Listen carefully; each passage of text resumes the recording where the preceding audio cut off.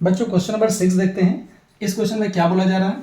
A coil of n turn is placed in a magnetic field B such that B is perpendicular to the plane of coil. ये आपको given है। Magnetic field B changes with time. ये आपके लिए एक नई equation दी जा रही है यहाँ पे, क्योंकि जैसे जैसे ये इक्वेशन चेंज होगी, यहाँ जो मैग्नेटिक फील्ड है वो टाइम के साथ चेंज हो रहा है। इस इक्वेशन के चेंज होने पर ही ये ऑप्शन चेंज हो जाते हैं। क्या दिया गया है? T is the time period. Magnitude of induced EMF in the coil will be. जो कॉइल में मैग्नेट इंड्यूस ईएमएफ हुआ है, ईएमएफ जो इंड्यूस हुआ है उसका मैग्नीट्यूड बताना है, साइन नहीं बताना है। क्या बताना है? Magnitude of induce EMF in the coil. आपको सोल्यूशन क्या बनाना है? मैग्नीट्यूड ऑफ इंड्यूस ईएमएफ आपको निकालना है। मैग्नीट्यूड ऑफ इंड्यूस्ड ईएमएफ कब निकालना है? कब निकालना है? आपको कंडीशन भी दी जा रही है। जब मैग्नीट्यूड ऑफ इंड्यूस्ड ईएमएफ जब मैक्सिमम होगा, व्हेन, यहां लिख दीजिए आप, when magnitude of induced EMF क्या हो? मैक्सिमम हो, तब आपको टाइम पीरियड बताना है। क्या बताना है? देन टाइम क्या होगा उस टाइम, वो आपको बताना है। उस टाइम क्या टाइम पीरियड होगा? जब कॉइल में इंड्यूस ईएमएफ मैक्सिमम होगा, उस कंडीशन पर टाइम की वैल्यू क्या होगी, आपको ये बताना है। तो पहले आपको इंड्यूस ईएमएफ की इक्वेशन चाहिए, और वो इक्वेशन क्या होती है? देखो, magnitude of induce EMF equation ये होती है, मैग्नीट्यूड ऑफ इंड्यूस्ड ईएमएफ ये होता है E is equal to minus n d phi by d t होता है, और फाई की वैल्यू होती है बी ए। तो यहाँ लिख सकते हो minus n d by d t, और यहाँ पे आएगा बी इंटू ए। तो ए बाहर कर दीजिए, तो E is equal to minus n, यहाँ से आ जाएगा ए, ये आएगा डी बाई डी टी, और यहाँ आएगा बी। देखिए बी टाइम के साथ चेंज हो रहा है, तो बी की वैल्यू पुट कर दीजिए। तो E इज इक्वल टू आएगा minus n a d by d t, और यहाँ से आएगा B naught cos 2 pi t into t. आपको ये यहाँ पर गिवन है। देखो इसका डिफ्रेंसिएशन करना है, तो बी नॉट तो बाहर आ जाएगा, E is equal to minus N B naught A आ गया। कॉस ओमेगा टी का क्या होता है डिफ्रेंसिएशन? कॉस ओमेगा टी का होता है minus sign 2 pi t into T, into क्या होगा? 2 पाई बाई टी, ये भी बाहर आ जाएगा। अब यहाँ से क्या होने वाला है? E is equal to minus, ये इसके साथ मल्टीप्लाई कर दीजिए, माइनस माइनस हो जाएगा plus 2 pi n B naught a by t into, ये आ गया sine 2 pi t into t. ये आपको यहाँ से ऐसा मिल जाता है। अब ये मैक्सिमम तभी होगा, इंड्यूस ईएमएफ मैक्सिमम तब होगा जब ये वाली वैल्यू क्या होगी? मैक्सिमम होगी। इसका मतलब आप यहाँ पे ये लिखोगे, यहाँ पे ये लिखोगे, क्या लिखना है? E become maximum, E become क्या हो जाएगा? Maximum when sine 2 pi t into t is equal to maximum हो जाए, और इसकी जो मैक्सिमम वैल्यू होती है वो प्लस माइनस 1 होती है। इसका मतलब आपको पता ये होगा कि अगर मैं यहाँ पे लिख दूँ, तो देखो कि जो साइन की जो मैक्सिमम वैल्यू होती है, कब कब मैक्सिमम वैल्यू होती है? जब पाई बाई 2 रख दोगे तब 1 आ जाएगा, या फिर 3 पाई बाई 2 रख दो तब मैक्सिमम आ जाएगा, या फिर 5 पाई बाई 2 रख दो तब मैक्सिमम आ जाएगा। ऐसा करते करते आपको लग रहा है कि क्या, कि ये जो वैल्यू होगी यहाँ पर क्या रखना चाहिए? यहाँ पे क्या रखा जा सकता है? जरा देखो, 2 pi by t into T, इसकी जगह पे मुझे ये रखना चाहिए। ये कैसे आएगा? ये देखो, ये ऑड मल्टीपल है किसका? देखो यहाँ पे 2n minus 1 into pi by 2 कर दूं मैं, और n की वैल्यू क्या कर दूं? क्वेश्चन में दिया भी गया है n की वैल्यू 1 2 3 होना चाहिए, 1 2 3। अगर मैं 1 पुट करता हूं तो देखो 1 पाई बाई 2 आएगा, सेट हो जाएगा इसके साथ, क्योंकि साइन में साइन की जो वैल्यू होती है पाई बाई 2 पे 1 होती है, या फिर 3 पाई बाई 2 माइनस 1 होती है, 5 पाई बाई 2 पर फिर प्लस 1 होती है, फिर 7 पाई बाई 2 आ जाएगा, उस पर फिर नेगेटिव आएगा। तो यहाँ पर ये चल रहा है, इसका मतलब ये इसके साथ सेट हो गया। पाई से पाई कैंसिल कर दीजिए, तो देखो टी की वैल्यू क्या आ जाएगी? टी की वैल्यू आएगी 2n-1 और ये जाएगा इधर t बाई, यहाँ से आ जाएगा कितना 4। तो देखो ये वाला टाइम तो इस क्वेश्चन में नहीं दिया है, कहीं है small t equal to 2n-1 t/4। t/4 तो है लेकिन उसके आगे की वैल्यू गलत है, यहाँ पे 4 है नहीं, यहाँ पे 4 है नहीं, यहाँ पर ये 4 है नहीं। इसका मतलब सीबीएसई बोर्ड में आया हुआ ये क्वेश्चन भी गलत हो गया। मतलब इसमें कोई भी ऑप्शन मैच ही नहीं हो रहा है, ना पहला ना दूसरा ना तीसरा ना चौथा, नन ऑफ दिस का भी कोई ऑप्शन नहीं है। आप इसमें से कोई भी ऑप्शन टिक करके आएंगे, आपको मार्क्स जरूर मिलेगा, लेकिन नहीं करके आएंगे तो ये श्योरिटी नहीं है कि नहीं मिलेगा। लेकिन हमेशा बोर्ड आपके फेवर में सोचता है, आपको मार्क्स मिलेगा, लेकिन आपको अटेम्प्ट करके जरूर आना चाहिए, कोई ना कोई ऑप्शन तो आपको टिक करके ही आना चाहिए। बच्चों क्वेश्चन नंबर 7 में क्या दिया गया है? 7 में दिया जा रहा है कि circular loop a of radius r carries current I. यहां पर एक लूप है, कौन सा लूप है? लूप बी है, जिसमें करंट जा रही है आई। आपको डायरेक्शन नहीं बताई गई कि जो लूप ए है उसकी रेडियस तो आर है और उसमें करंट आई जा रही है, लेकिन उसकी क्या डायरेक्शन है ये नहीं पता। तो आप कोई भी डायरेक्शन इसमें शो कर लीजिए। इसमें करंट है आई और ये लूप बी है। इसके सेंटर पर जो मैग्नेटिक फील्ड होता है, magnetic field at the centre of loop, तो मैं लिख देता हूं मैग्नेटिक फील्ड, मैग्नेटिक, इसकी जो रेडियस है वो कितनी है? वो है आपके पास R. Magnetic field at centre of loop वो होता है B = μ0/2 I/r। अगर रेडियस r है और करंट I है उस लूप में तो ये फॉर्मूला होता है। अब यहाँ पर B लूप भी है और B मैग्नेटिक फील्ड भी है, तो कंफ्यूज नहीं होना है, ठीक है। ये सेंटर है। अब क्या बोला गया? एन अदर सर्कुलर लूप, दूसरा लूप B है जिसकी रेडियस ये दी गई है r/20। तो अब तो रेडियस कम हो गई है, कैसे रखी गई है? प्लेस कंसेंट्रिकली, मतलब एक के ऊपर एक कंसेंट्रिकली रख दिया गया है। इन द प्लेन ऑफ ए, जब ए प्लेन ऑफ ए, जैसे लूप ए था वैसे ही बी को भी रख दिया गया है। इसका मतलब अब क्या हुआ, यहाँ पर ये जरूर आपको ध्यान रखना है कि कंसेंट्रिकली रखा गया है तो एक के ऊपर एक रखे हैं, ठीक है। तो वो सेंटर टू सेंटर रखे हैं। और रेडियस क्या है इनकी जरा देखिए, अब की बार इसकी रेडियस थोड़ी सी कम हो गई है। रेडियस कितनी हो गई है? ये जो रेडियस है वो r/20 हो गई है। क्या है? ये r/20 रेडियस है। इतनी रेडियस का ये वाला पार्ट है, इस पार्ट की बात हो रही। तो यहाँ पर इस वाले लूप बी में और ये लूप ए है, तो ए बी लूप में जो करंट जा रही है उसकी वजह से इसके सेंटर पे जो मैग्नेटिक फील्ड होगी वो क्या होगी? वो लूप ए से, ये लूप ए है और ये लूप बी है, लूप ए से लिंक्ड हो जाएगी। तो इसका एरिया और इससे पास होने वाली मैग्नेटिक फील्ड दोनों का जो प्रोडक्ट होगा, क्योंकि कंसेंट्रिकली रखी गई हैं, दोनों का जो प्लेन ऑफ परपेंडिकुलर होगा सेम होगा, क्योंकि एक के ऊपर एक रखेंगे तो दोनों की डायरेक्शन क्या है? प्लेन के परपेंडिकुलर। एरिया वेक्टर क्या हो रहा है? प्लेन के परपेंडिकुलर आ रहा है। अभी क्या होगा, इससे पास होने वाली फील्ड लाइंस क्रॉस करेंगी। अगर क्रॉस करेंगी तो फ्लक्स बनेगा। यहाँ तो फ्लक्स बन रहा है, कैसे बन रहा है जरा उसका सोल्यूशन देखो। क्या आया? पहले तो आप निकालोगे क्या, यहाँ से flux link with loop a, यहाँ पूछा गया है magnetic flux linked with loop B. इस लूप से लिंक्ड जो फ्लक्स है अनदर लूप। अच्छा, आपके पास जो सर्कुलर लूप है वो ए है, ए वाले की रेडियस r है और बी वाले की रेडियस ये है r/20। तो इस लूप से जो फील्ड बनेगी वो इस वाले लूप से क्या होगी? लिंक्ड होगी। इसका मतलब लूप बी का मैग्नेटिक फ्लक्स कितना आएगा? Magnetic flux linked with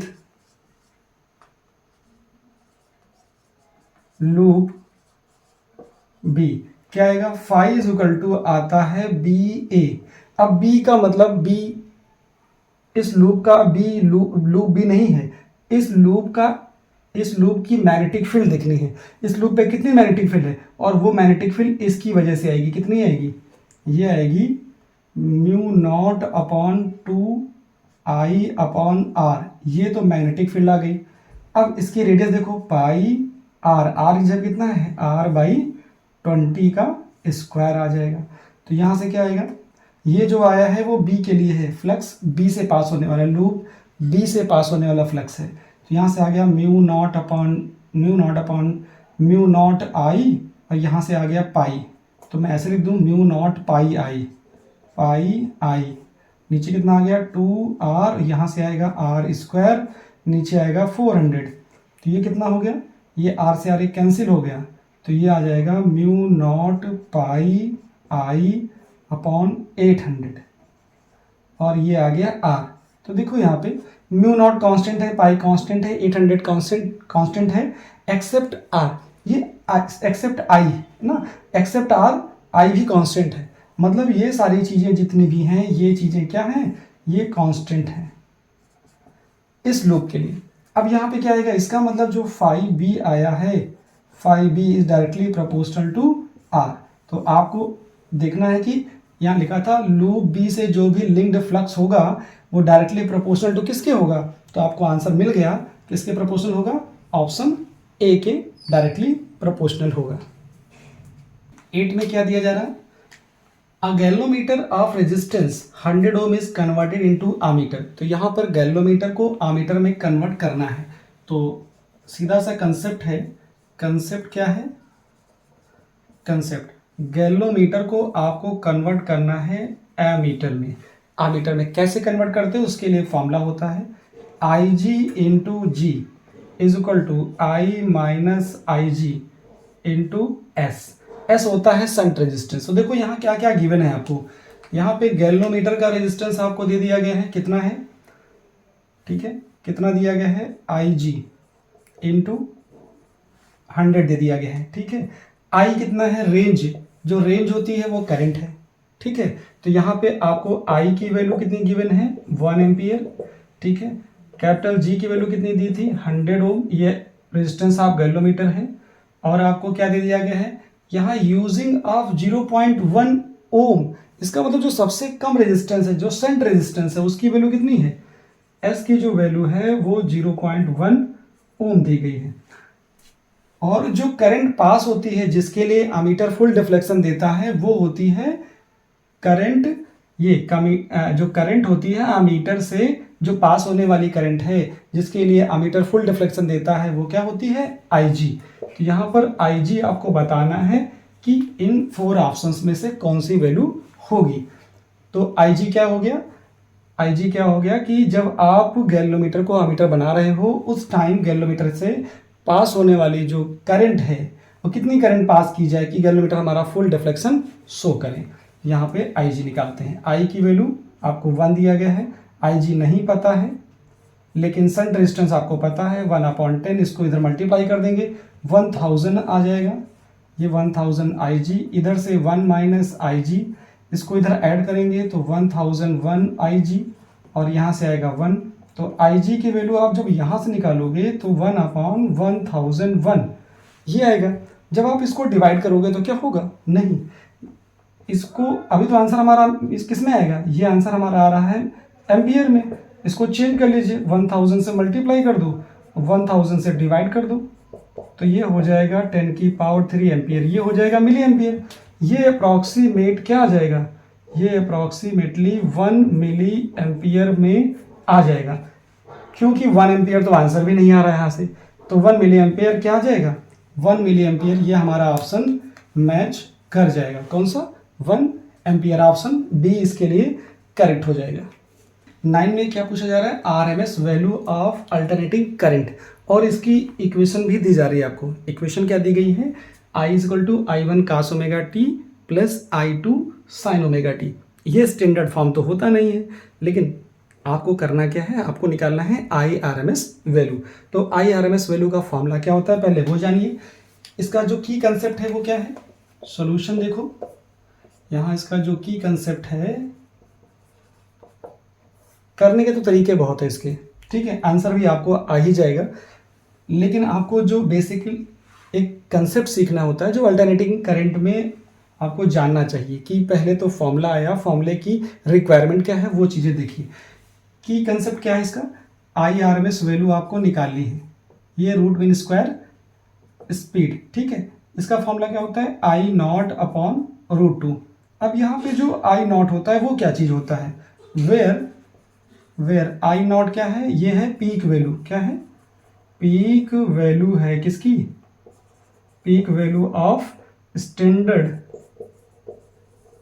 standard equation of alternating current. क्या होती है उसकी जो स्टैंडर्ड अल्टरनेटिंग इक्वेशन होती है, standard equation of alternating current क्या होती है, इक्वेशन ये होती है I is equal to I naught, ठीक है, I naught sine omega t plus five.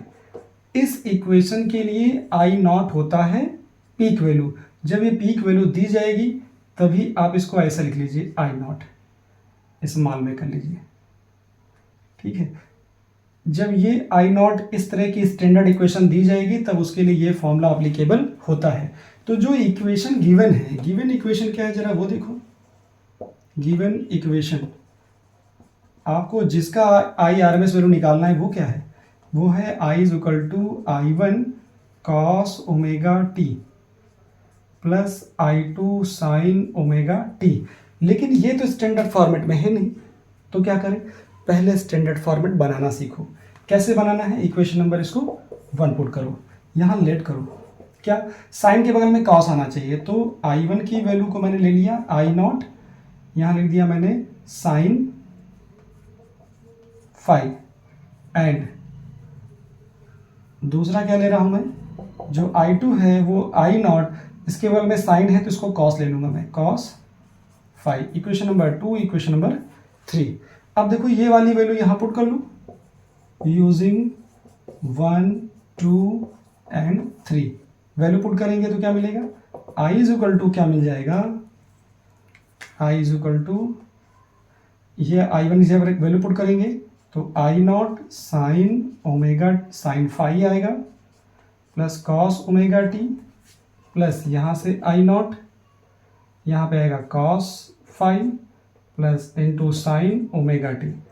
तो इस इक्वेशन को हम जनरली लिख क्या सकते हैं, इसको लिख सकते हैं आई नॉट कॉमन कर लेंगे, यहाँ पे sine omega t cos 5 plus cos omega t sine 5, ऐसा आप यहाँ से लिख सकते हो। तो इसको हम क्या लिख दे सकते हैं यहाँ से, I naught sine omega t plus 5। तो ये स्टैंडर्ड फॉर्म हो गया, क्या हो गया, ये स्टैंडर्ड फॉर्म है। इस स्टैंडर्ड फॉर्म में आई नॉट की वैल्यू निकालनी है, तो आई नॉट की वैल्यू कैसे निकालेंगे, for calculation of I not क्या लिखना है मुझे इक्वेशन नंबर 2 का स्क्वायर करना है और 3 का स्क्वायर करके ऐड कर लेना है। स्क्वायर करके ऐड करोगे तो क्या आएगा, यहाँ से मिल जाएगा I1 square plus I2 square, देखो I1 स्क्वायर मिलेगा प्लस I2 स्क्वायर मिलेगा, इधर से आई नॉट स्क्वायर कॉमन हो जाएगा और यहाँ से मिल जाएगा sine square 5 plus cos square 5। तो देखो इसकी वैल्यू तो 1 होती है, इसका मतलब मैं इसको ले सकता हूँ आई नॉट का स्क्वायर। तो यहाँ से जो आई नॉट आएगा वो कितना आ गया, ये आ गया I1 का स्क्वायर प्लस I2 का स्क्वायर, इसके ऊपर रूट लगा दीजिए तो ये मिल जाएगा आई नॉट। जैसे ही आपको आई नॉट मिलता है, जैसे ही आई नॉट मिले क्या करो आप, यहाँ चले आओ, नाउ IRMS कितना आएगा, नाउ IRMS की जो वैल्यू होगी कितनी होगी, IRMS इज इक्वल टू हो जाएगा आई नॉट की वैल्यू ये आ गई और नीचे होता है रूट 2, तो रूट 2 नीचे लगाइए और ये वैल्यू कितनी आ गई आई नॉट की, ये आ गई अंडर रूट में I1 का स्क्वायर प्लस I2 का स्क्वायर।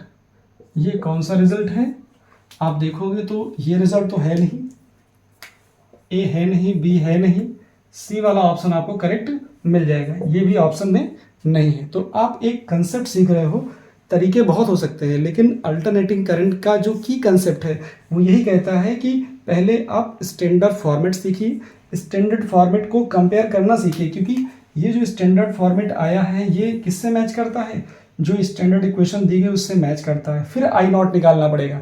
आई नॉट कैसे निकालेंगे, जो आपने लेट किया था उन इक्वेशन की हेल्प से आई नॉट निकालेंगे, फिर यहाँ पे अल्टीमेटली रखेंगे और आपको रिजल्ट मिलेगा। एक इम्पॉर्टेंट कंसेप्ट है, इसको आप ज़रूर याद रखेंगे।